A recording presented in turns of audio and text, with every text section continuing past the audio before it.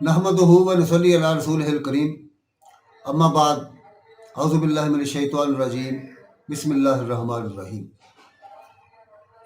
दोस्तों, पिछले नशिस्त में हमने जिक्र किया था कि हज़रत मूसा अलैहिस्सलाम के कोहे तूर पर चले जाने के बाद कौम गुमराह हो गई और सामरी जादूगर ने एक बछड़ा बना दिया जिसमें से रांभने की आवाज़ भी आती थी। तो उनको उस बछड़े को बनी इसराइल ने अपना माबूद मान लिया और उसकी पूजा करने लगे।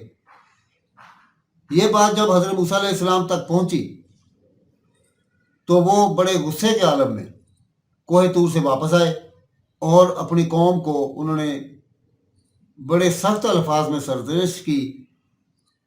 तो उन्होंने तौबा कर ली इस बात पे।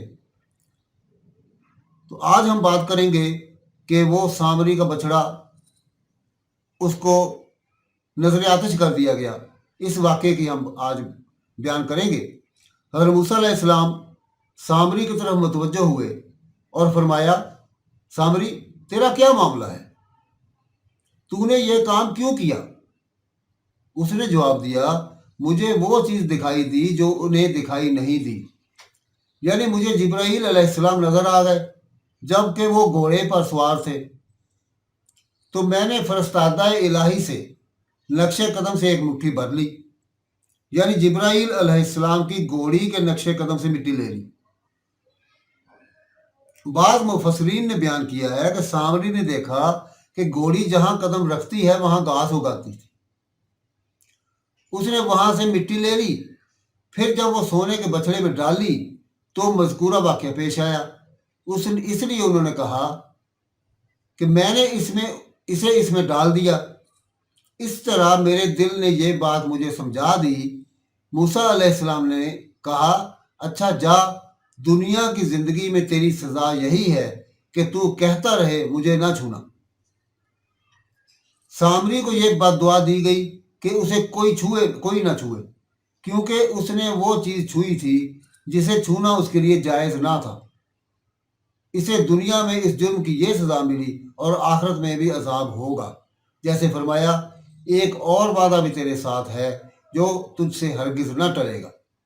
फिर फरमाया, अब तू अपने उस माबूद को भी देख लेना जिसका इत्काफ किए हुए था।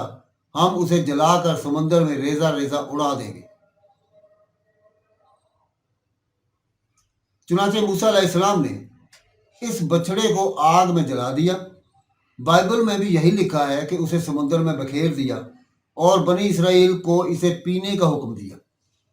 जिसने बछड़े की पूजा की थी उसके होंठों पर उसकी राख चिपक गई। बाज़ कहते हैं कि उनके रंग जर्द हो गए। उस वक्त मूसा अलैहिस्सलाम ने फरमाया, असल बात यही है कि तुम सब का माबूद बरहक सिर्फ अल्लाह ही है। इसके सिवा किसी की परस्तिश के लायक नहीं। इसके सिवा कोई परस्तिश के लायक नहीं। इसी का इल्म तमाम चीज़ों पर हावी है। अल्लाह ताला ने फरमाया, बेशक जिन लोगों ने गौसाला परस्ती की है उन पर बहुत जल्द उनके रब की तरफ से गज़ब और ज़िल्लत इस दुनियावी ज़िंदगी ही में पड़ेगी, और हम इफ्तरा पर ताज़ों को ऐसी ही सज़ा दिया करते हैं। चुनांचे ऐसे ही हुआ। बाज़ उलमाए कराम बयान करते हैं कि अल्लाह ताला का ये फरमान, हम इफ्तरा परदाज़ों को ऐसी ही सज़ा दिया करते हैं, क़यामत तक आने वाले हर बिदअती के लिए अल्लाह का कानून है। फिर अल्लाह ताला ने अपने हिल्म और मखलूक पर रहम और एहसान का जिक्र करते हुए बयान फरमाया कि जो बंदा तौबा करे अल्लाह ताला उसकी तौबा कबूल फरमा लेता है। चुनांचे इरशाद है, और जिन लोगों ने गुनाह के काम किए फिर वो इनके बाद तौबा कर लें और ईमान ले आएं तो तुम्हारा रब इस तौबा के बाद गुनाह मुआफ़ कर देने वाला, रहम करने वाला है। लेकिन अल्लाह ताला ने बछड़ा पूजने वालों की तौबा कबूल नहीं की जब तक उन्हें सज़ा के तौर पर कत्ल नहीं किया गया। जैसे इरशाद बारी ताला है, जब मूसा अलैहिस्सलाम ने अपनी कौम से कहा, ऐ मेरी कौम, बछड़े को माबूद बनाकर तुमने अपनी जानों पर जुल्म किया है। اب تم اپنے پیدا کرنے والے کی طرف رجوع کرو، اپنے کو آپس میں قتل کرو، تمہاری بہتری اللہ کے نزدیک اسی میں ہے۔ پھر اس نے تمہاری توبہ قبول کر لی، وہ توبہ قبول کرنے والا اور رحم کرنے والا ہے۔ بعض حضرات نے فرمایا کہ ایک دن جن لوگوں نے بچڑے کی پوجا نہیں کی تھی، انہوں نے اللہ کے حکم سے ہاتھوں میں تلواریں لے لی۔ اللہ نے ان پر دھند بھیج دی تاکہ قریبی رشتہ دار اپنے رشتہ دار کو نہ پہچان سکے۔ پھر انہوں نے حملہ کر کے ان سب کو قتل کر دیا۔ کہتے ہیں انہوں نے اس صبح 70,000 افراد قتل کیے۔ ارشاد باری تعالیٰ ہے، اور جب موسیٰ کا غصہ فروغ ہوا تو ان تختیوں کو اٹھا لیا، اور ان کے مضامین میں ان لوگوں کے لیے جو اپنے رب سے ڈرتے تھے ہدایت اور رحمت تھی۔ بعض لوگوں نے اس کے مضامین میں کے الفاظ سے استدلال کیا ہے کہ تختیاں ٹوٹ گئی تھیں، لیکن یہ استدلال محل نظر ہے۔ آیت کے الفاظ سے ان کے ٹوٹنے کا اشارہ نہیں ملتا۔ موسیٰ علیہ السلام اپنی قوم کے 70 علماء کے ساتھ کوہ طور پر قوم کی گوسالہ پرستی سے توبہ کے لیے حاضر ہوتے ہیں، جہاں وہ ایک اور آزمائش کا سامنا کرتے ہیں۔ ارشاد باری تعالیٰ ہے،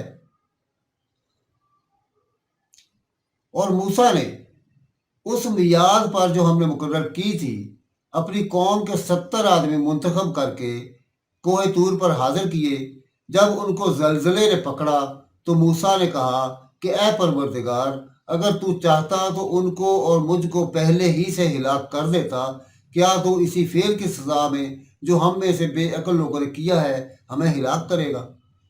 یہ تو تیری طرف سے آزمائش ہے، اس سے تو جسے چاہے گمراہ کرے اور جسے چاہے ہدایت بخشے۔ تو ہی ہمارا کارساز ہے، سو ہمارے گناہ بخش دے اور ہم پر رحم فرما، اور تو سب سے بہتر بخشنے والا ہے۔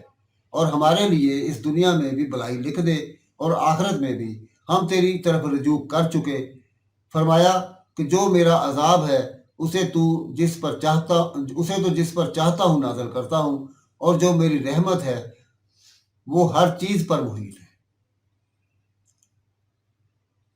میں اس کو ان لوگوں کے لیے لکھ دوں گا جو پرہیزگاری کرتے اور زکوٰۃ دیتے اور ہماری آیتوں پر ایمان رکھتے ہیں، وہ جو ایسے رسول نبی امی محمد صلی اللہ علیہ وآلہ وسلم کا اتباع کرتے ہیں جن کے اوصاف کو وہ اپنے ہاں تورات اور انجیل میں لکھا ہوا پاتے ہیں۔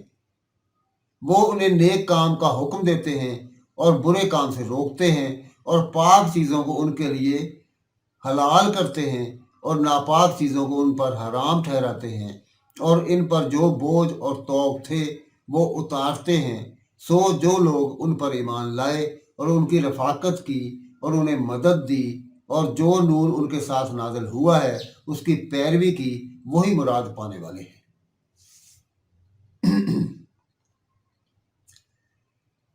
امام محمد بن اسحاق رحمہ اللہ بیان کرتے ہیں کہ حضرت موسیٰ علیہ السلام نے بنی اسرائیل کے 70 افضل ترین افراد کا انتخاب کیا اور انہیں فرمایا، اللہ کے دربار میں حاضر ہو کر توبہ کرو اور اپنی پوری قوم کے لیے معافی کی دعا کرو، روزہ رکھو، غسل کرو اور اپنے کپڑے پاک کرو۔ حضرت موسیٰ علیہ السلام اللہ کے مقرر کیے ہوئے وقت پر انہیں لے کر طور سینا پر تشریف لائے۔ آپ اللہ کے حکم اور اجازت ہی سے وہاں تشریف لے جایا کرتے تھے۔ ان 70 افراد نے اللہ کا کلام سننے کی خواہش ظاہر کی۔ موسیٰ علیہ السلام نے فرمایا، ایسا ہی ہوگا۔ جب حضرت موسیٰ علیہ السلام پہاڑ کے قریب پہنچے تو بادل نے پورے پہاڑ کو چھپا لیا۔ موسیٰ علیہ السلام آگے بڑھے اور بادل کے اندر داخل ہو گئے اور دوسروں سے فرمایا، قریب آ جاؤ۔ جب موسیٰ علیہ السلام کو ہم کلامی کا شرف حاصل ہوتا تھا تو آپ کے چہرہ مبارک پر اس قدر روشن نور آ جاتا تھا کہ کوئی انسان آپ کی طرف نظر اٹھا کر دیکھ نہیں سکتا تھا۔ چنانچہ آپ کے اور ان افراد کے درمیان ایک پردہ حائل ہو گیا۔ جب یہ حضرات بادل میں داخل ہوئے تو سر بسجود ہو گئے۔ انہوں نے سنا کہ اللہ تعالیٰ حضرت موسیٰ علیہ السلام سے مخاطب ہیں کہ یوں کریں یوں نہ کریں۔ جب اللہ تعالیٰ احکامات دے چکا تو موسیٰ علیہ السلام پر سے بادل ہٹ گیا۔ تب ان لوگوں نے کہا، جب تک ہم اپنے رب کو سامنے نہ دیکھ لیں آپ پر یقین نہ کریں گے۔ اس پر ایک کڑک کی آواز آئی اور ان کی جانیں جسموں سے نکل گئی، وہ مر گئے۔ تو موسیٰ علیہ السلام عجز و نیاز کے ساتھ دعا کرنے لگے۔ آپ نے عرض کیا، اے میرے پروردگار، اگر تجھ کو یہ منظور ہوتا تو اس سے قبل ہی ان کو اور مجھ کو ہلاک کر دیتا، تو ہم میں سے چند بے وقوفوں کی حرکت پر سب کو ہلاک کر دے گا۔ یعنی ہم میں سے جن بے وقوفوں نے بچڑے کی پوجا کی ہے ان کی وجہ سے ہمیں نہ پکڑنا، کیونکہ ہم ان کے عمل سے لا تعلق اور بیزار ہیں۔ حضرت عبداللہ بن عباس رضی اللہ عنہ فرماتے ہیں، ان پر زلزلے اور کڑک کا عذاب اس لیے آیا کہ انہوں نے اپنی قوم کو بچڑا پوجنے سے منع نہیں کیا تھا۔ ارشاد باری تعالیٰ، یہ واقعہ تیری طرف سے ایک امتحان ہے کا مطلب یہ ہے کہ اے اللہ، تیری قضاء و قدر کے فیصلے کے مطابق وہ واقعہ پیش آیا جس کے ذریعے سے تو نے ان کی آزمائش کی، جس طرح ہارون علیہ السلام نے اس سے پہلے ہی ان سے کہہ دیا تھا، اے میری قوم، اس بچڑے سے تو صرف تمہاری آزمائش کی گئی ہے۔ یہاں بھی فتنہ کا لفظ امتحان اور آزمائش کے معنی میں آیا ہے، اسی لیے کہا گیا ایسے امتحانات سے جس کو تو چاہے گمراہی میں ڈال دے اور جس کو چاہے ہدایت پر قائم رکھے۔ تیرا فیصلہ اور تیری مرضی غالب ہے، جسے کوئی روک نہیں سکتا نہ پلٹ سکتا ہے۔ تو ہی ہمارا خبرگیر ہے، پس ہم پر مغفرت اور رحم فرما، اور تو سب معافی دینے والوں سے اچھا ہے۔ ہم لوگوں کے نام دنیا میں بھی نیک حالی لکھ دے اور آخرت میں بھی۔ ہم تیری طرف رجوع کرتے ہیں، یعنی ہم توبہ کرتے ہیں۔ اللہ تعالیٰ نے فرمایا، میں اپنا عذاب اسی پر واقع کرتا ہوں جس پر چاہتا ہوں، اور میری رحمت تمام اشیاء پر محیط ہے۔ جیسے صحیح بخاری میں ہے کہ رسول اللہ صلی اللہ علیہ وآلہ وسلم نے فرمایا، جب اللہ تعالیٰ نے آسمانوں اور زمین کو پیدا کر لیا تو ایک تحریر لکھی، وہ اس کے پاس عرش پر رکھی ہوئی ہے۔ وہ تحریر یہ ہے، میری رحمت میرے غضب پر غالب ہوگی۔ اللہ تعالیٰ نے فرمایا، میں وہ رحمت ان لوگوں کے نام ضرور لکھوں گا جو اللہ سے ڈرتے ہیں اور زکوٰۃ دیتے ہیں اور جو ہماری آیتوں پر ایمان لاتے ہیں، یعنی ان صفات کے حامل افراد کو میری رحمت ضرور حاصل ہوگی۔ جو لوگ ایسے رسول نبی امی کا اتباع کرتے ہیں جن کو وہ لوگ اپنے پاس تورات و انجیل میں لکھا ہوا پاتے ہیں۔ اس آیت میں حضرت موسیٰ علیہ السلام کو حضرت محمد صلی اللہ علیہ وآلہ وسلم اور آپ کی امت کے بارے میں خبر دی گئی ہے۔ اللہ تعالیٰ نے حضرت موسیٰ علیہ السلام کو جو کچھ بتایا تھا اس میں یہ خبر بھی شامل ہے۔ اس کی وضاحت تفسیر کی کتاب میں تفسیر سے کی گئی ہے۔ اللہ تعالیٰ نے موسیٰ علیہ السلام کی بہانہ ساز قوم کو مخاطب کرتے ہوئے فرمایا، اور جب ہم نے تم سے وعدہ لیا اور کوہ طور کو تم پر اٹھا کھڑا کیا اور حکم دیا کہ جو کتاب ہم نے تم کو دی ہے اس کو مضبوطی سے پکڑے رہو، اور جو اس میں لکھا ہے اسے یاد رکھو تاکہ عذاب سے محفوظ رہو، تو تم اس کے بعد عہد سے پھر گئے، اور اگر تم پر اللہ کا فضل اور اس کی مہربانی نہ ہوتی تو تم خسارے میں پڑ گئے ہوتے۔ اور مزید فرمایا، اور جب ہم نے ان کے سروں پر پہاڑ اٹھا کھڑا کیا گویا کہ وہ سائبان تھا، اور انہوں نے خیال کیا کہ وہ ان پر گرا چاہتا ہے، تو ہم نے کہا، جو ہم نے تمہیں دیا ہے اسے مضبوطی سے پکڑے رہو، اور جو اس میں لکھا ہے اس پر عمل کرو تاکہ بچ جاؤ۔ حضرت عبداللہ بن عباس رضی اللہ عنہ اور دیگر علماء بیان کرتے ہیں کہ جب موسیٰ علیہ السلام تورات کی تختیاں لے کر آئے تو بنی اسرائیل کو حکم دیا کہ اسے قبول کریں اور پختہ عزم کے ساتھ اس پر عمل کریں۔ انہوں نے کہا، تختیاں ہمیں دکھائیے، اگر وہ احکام آسان ہوئے تو ہم مان لیں گے۔ موسیٰ علیہ السلام نے فرمایا، بلکہ تم تمام کو قبول کرو۔ دونوں طرف سے کئی بار یہ بات کہی گئی۔ تب اللہ تعالیٰ نے فرشتوں کو حکم دیا کہ انہوں نے پہاڑ کو اٹھا کر इन लोगों के सरों पर इस तरह मुअल्लक कर दिया गोया वो बादल हो, और उनसे कहा गया अगर कबूल नहीं करोगे तो ये पहाड़ तुम पर गिर पड़ेगा। तब उन्होंने कबूल किया, उन्हें सजदा करने का हुक्म दिया, तो उन्होंने इस तरह सजदा किया कि कंखियों से पहाड़ की तरफ भी देख रहे थे। यहूदियों में अब तक इसी तरह सजदा करने का रिवाज बाकी है। वो कहते हैं कोई सजदा इस सजदे से अजीम नहीं हो सकता जिसके ज़रिए से हमसे अजाब टल गया। अल्लाह ताला के फरमान तुम उसके बाद भी फिर गए का मतलब ये है कि इतना अजीम वाहिदा हो जाने के बाद भी तुमने अपने वादे तोड़ दिए। फिर अगर अल्लाह का फजल और उसकी रहमत तुम पर ना होती कि अल्लाह ने तुम्हारी तरफ रसूल भेजे और तुम पर किताबें नाजिल की, तो तुम नुकसान उठाने वाले हो जाते।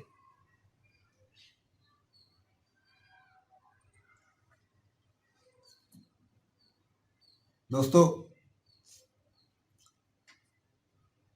ये वाक़या यहीं पर तमाम करते हैं। हज़रत मूसा अलैहिस्सलाम की अभी 2-3 नशिस्तें और होंगी,